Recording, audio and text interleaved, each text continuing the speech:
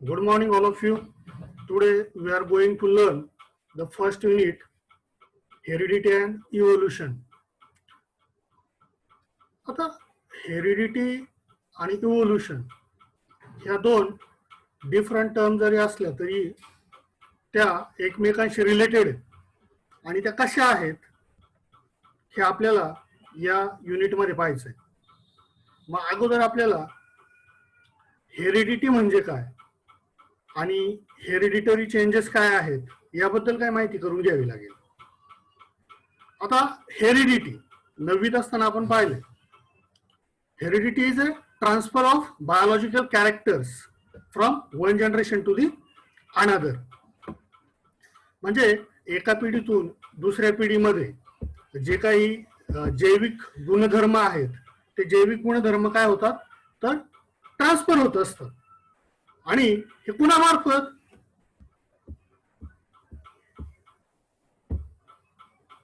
Via jeans. आणि मग ह्या हेरिडिटीच्या संशोधनावरती जर कोणाला आपण श्रेय द्यायचं झालं तर ते आहेत John Gregor Mendel. He is the Pioneer of the modern genetics. And around in 1886 1886 चा जो काही कालखंड आहे त्या कालखंडामध्ये ही टूक मेनी रिसर्च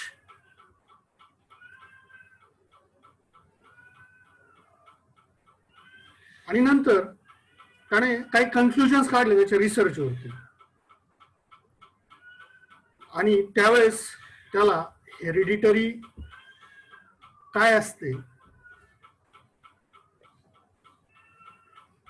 बायोलॉजिकल कॅरेक्टर कसे एका पिढीतून दुसऱ्या पिढीमध्ये ट्रान्सफर होतात त्यासाठी त्याने अनेक नमुने वापरले. त्या ठिकाणी पी-सटायवम किंवा आपला वाटाणा जो आहे त्या वाटाण्याच्या झाडाचे नमुने जे आपण गेल्या वर्षी पाहिले ना, मोनो हायब्रिड क्रॉस आणि डायहायब्रिड क्रॉस, त्या ठिकाणी त्याने ते प्रयोग केले आणि तो त्याच्यामध्ये सक्सेस झाला. मग त्याने संशोधन केलं की एका पिढीतून दुसऱ्या पिढीमध्ये जीन मार्फत जे काही बायोलॉजिकल कॅरेक्टर ट्रान्सफर होतं त्याचं पर्सेंटेज किती असतं किंवा त्याचा जिनोटायपिक आणि फेनोटायपिक रेशो किती असतो. त्यानंतर इन 1901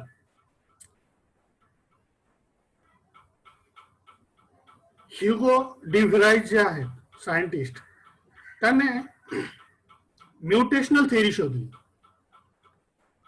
आणि 1902 मध्ये वॉल्टर एन सुटन हे जे सायंटिस्ट आहे त्याने they find out the paired chromosomes in the cells of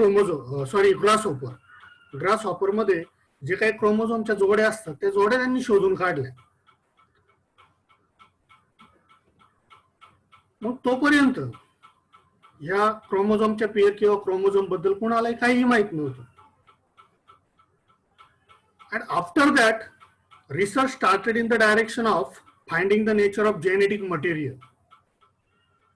त्याच्यानंतर जेव्हा ह्या तीन गोष्टी काढल्या, हेरिडिटी कॅरेक्टर कसे ट्रान्सफर होतात,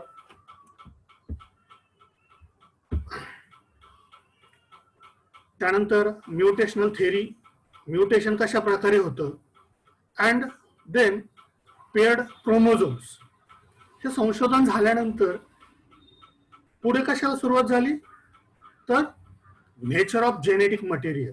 जेनेटिक मटेरियलचं स्वरूप कसं आहे ते शोधण्यावरती संशोधन चालू झाले आणि ते नेचर जेनेटिक मटेरियलचं शोधलं गेलं. कसं? Gene are carried via chromosomes, म्हणजे जीनचं जे काही आपण म्हणतो की जीन मार्फत बायोलॉजिकल कॅरेक्टर ट्रान्सफर होतात. मग ते बायोलॉजिकल कॅरेक्टर ट्रान्सफर होत असताना जीन्स कशा मार्फत जातात, जीन्स कुठे असतात ते शोधलं गेलं आणि मग त्या ठिकाणी ते genes are carried via chromosomes हे त्या ठिकाणी सिद्ध झालं. In 1994 scientists Ostwald Avery, Maclean McCarthy, and Colin McLeod, and they have proved that except viruses, फक्त जर व्हायरस सोडले, काही व्हायरस सगळे नाही, except some viruses, all living organism has DNA as a genetic material. आणि 1944 मध्ये त्यांनी सिद्ध केलं की काही व्हायरस जर आपण एक्सेप्ट केले तर ऑल लिव्हिंग ऑर्गॅनिझम जे काय आहेत त्यांच्यामध्ये DNA as a genetic material असतं. त्यानंतर इन 1961 फ्रेंच जेनेटिसिस्ट जे काही फ्रान्सचे जेनेटिक सायंटिस्ट होते, फ्रान्सिस जॅकॉब अँड जॅक मॉनॅड, त्यांनी एक मॉडेल तयार केलं. They have proposed a model for process of protein synthesis. Protein synthesis कसं होतं याच्यावरती मॉडेल त्यांनी तयार केलं. आणि हे मॉडेल सांगत असताना त्यांनी ते मॉडेल कसं मांडलं तर process of protein synthesis with the help of DNA in bacterial cells. Bacterial cell मधले जे काही डीएनए होते त्या डीएनएच्या साहाय्यानं जे काही प्रोटीन सिंथेसिस आहे ते कसं होतं त्याच्यावरती यांनी थिअरी मांडली. आणि त्याच्यातूनच रिकॉम्बिनंट डीएनए टेक्निक जे काय आहे, जी टेक्नॉलॉजी आहे ती त्या ठिकाणी तयार झाली आणि मग तेच जेनेटिक इंजिनिअरिंग म्हणून पुढे प्रसिद्ध झाली. आता जे काही हेरिडिटरी सायन्स आहे, हेरिडिटरीचं सायन्स जे काय आहे त्यातून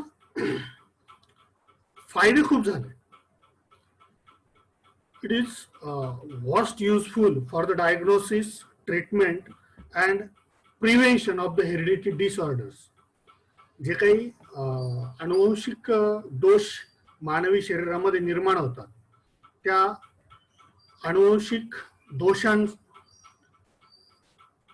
जे काही उपचार आहेत ते करणं, त्याचं डायग्नोसिस करणं आणि असे जर एका पिढीमधून दुसऱ्या पिढीमध्ये जाणारे जे काही हेरिडिटरी डिसऑर्डर्स आहेत त्याच्यापासून प्रिव्हेन्शन करायचं असेल तर त्यासाठी सुद्धा हे हेरिडिटरीचं जे काही सायन्स आहे ते युजफुल ठरलं.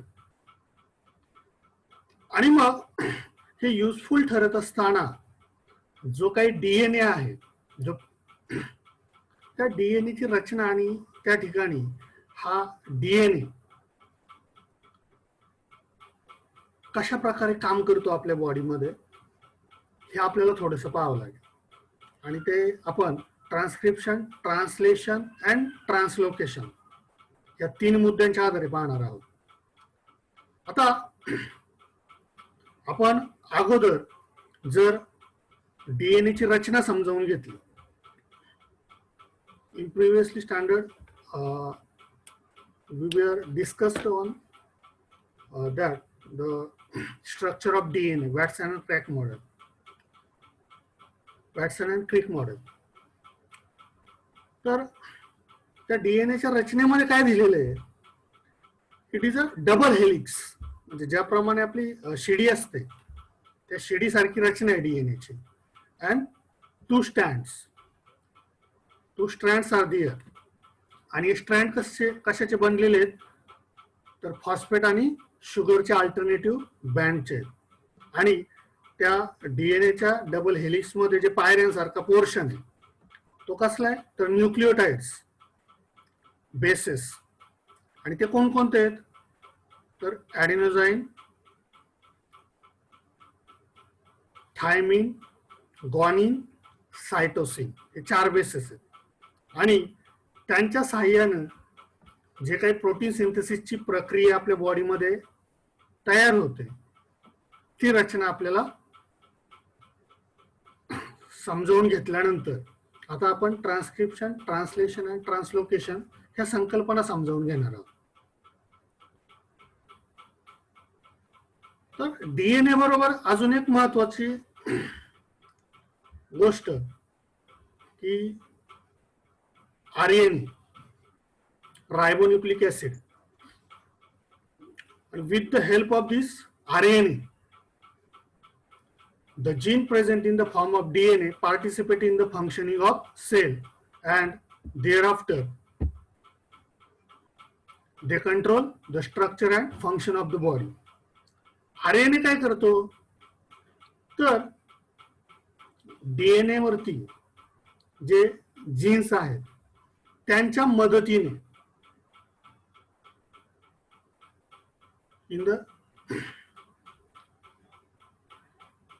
त्यांच्या मदतीने तो काय करतो, तर पार्टिसिपेट होतो.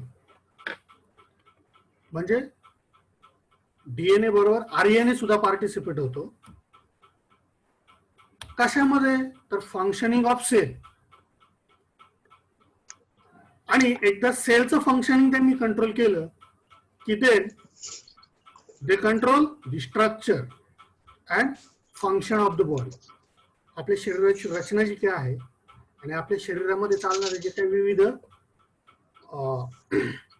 फंक्शन्स आहेत त्या फंक्शनला कंट्रोल करण्याचं काम या डीएनए आणि आरएनएच्या साहाय्याने होतं. मग जे काय आपल्या बॉडीमध्ये प्रोटीन सिंथेसिस होतं, त्या प्रोटीन सिंथेसिसची जी काही इन्फॉर्मेशन आहे, information about the protein synthesis is stored in the DNA. He DNA मध्ये स्टोअर केलेली आहे. And synthesis of appropriate proteins as per requirement is necessary for body. एखादे विशिष्ट प्रोटीन जे काही आहे ज्याची आपल्या शरीराला आवश्यकता आहे, अशा अप्रोप्रिएट प्रोटीनची सुद्धा माहिती त्या ठिकाणी ही साठवलेली असते. आणि मग हे जे काही प्रोटीन्स आहेत कोणते, आपल्या बॉडीमध्ये आपल्या बॉडीचं फंक्शनिंग चालवण्यासाठी आवश्यक असणारे अप्रोप्रिएट प्रोटीन्स असतील और अदर प्रोटीन्स असतील. These proteins are synthesized by DNA through the RNA. म्हणजे आरएनएच्या माध्यमातून डीएनए काय करतो, प्रोटीनचं सिंथेसायझेशन करतो. आणि ही जी प्रोसेस आहे, आरएनएच्या माध्यमातून डीएनए जे काही प्रोटीनचं सिंथेसायझेशन करतो, सिंथेसाइज करतो प्रोटीन्स, त्या प्रोसेसला सेंट्रल डॉग्मा असं म्हणतात. सेंट्रल डॉग्मा लक्षात आला?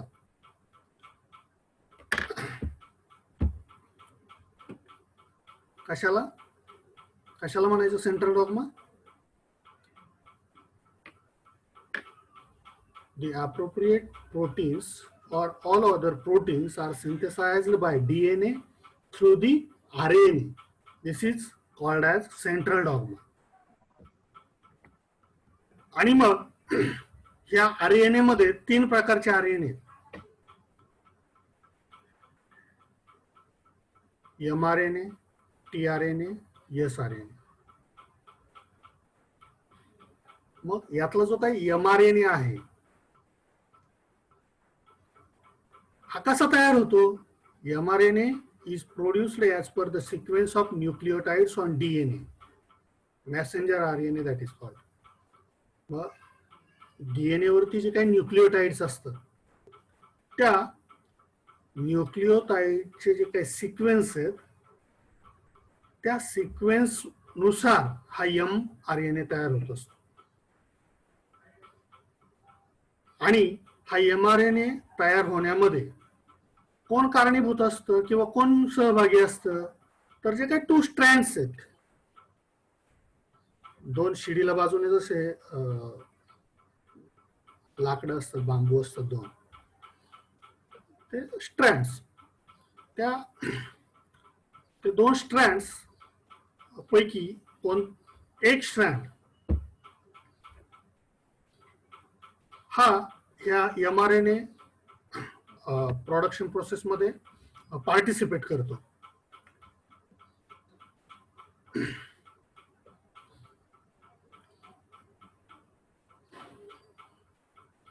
आणि त्या न्यूक्लियोटाइडचा जो काही सिक्वेन्स आहे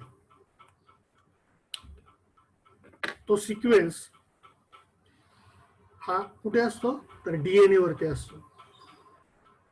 आणि तो नेहमी कॉम्प्लिमेंटरी असतो, complementary to the DNA strands used for synthesis. आणि मग डीएनए वरती जे काही बेस असतात, ॲडेनिन, ग्वानिन, सायटोसिन, थायमिन, त्याच्यापैकी जो काही थायमिन आहे त्या थायमिनच्या ऐवजी युरॅसिल हे आरएनए मध्ये असतं. म्हणजे थायमिनला रिप्लेस कोण करतंय त्या ठिकाणी, युरॅसिल रिप्लेस करतंय. आणि मग ही जी काय प्रोसेस आहे आरएनए सिंथेसिसची, आरएनए सिंथेसिस लक्षात आलं, आरएनए कसा तयार होतो, तर न्यूक्लियोटाइडचा जो काही सिक्वेन्स आहे कुठं, ऑन डीएनए, त्या सिक्वेन्सनुसार एमआरएनए तयार होतो. आणि हे तयार होत असताना जे काही 2 स्ट्रँड्स ऑफ डीएनए आहेत त्यापैकी only 1 strand are used in the process.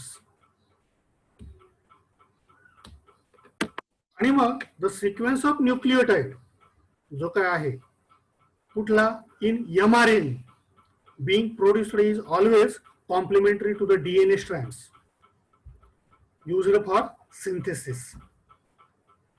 आणि या प्रोसेस मध्ये जसं मी तुम्हाला सांगितलं की डीएनए मध्ये जे 4 बेस असतात न्यूक्लियोटाइडचे, त्यातला थायमिन, त्या थायमिनला कोण रिप्लेस करतं, युरॅसिल रिप्लेस करतो. And this process of RNA synthesis is called as transcription. ही जी RNA सिंथेसायझिसची प्रोसेस आहे तिला काय म्हटलेलं आहे आपण, ट्रान्सक्रिप्शन असं म्हटलेलं आहे.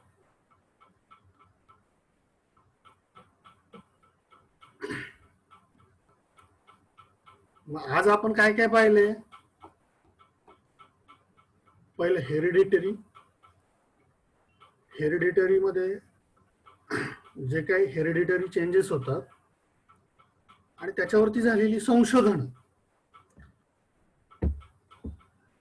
ही संशोधनं कशी झाली आणि या संशोधनांवरती आधारित पुढे जे काही जेनेटिक इंजिनिअरिंग चालू झालं, त्या जेनेटिक इंजिनिअरिंग वरचा पुढचा भाग की ज्यांनी या डीएनए वरती संशोधन केलं तो ट्रान्सक्रिप्शन, ट्रान्सलेशन अँड ट्रान्सलोकेशन. याच्यापैकी ट्रान्सक्रिप्शन आणि सेंट्रल डॉग्मा ह्या 2 कॉन्सेप्ट आपण पाहिल्या.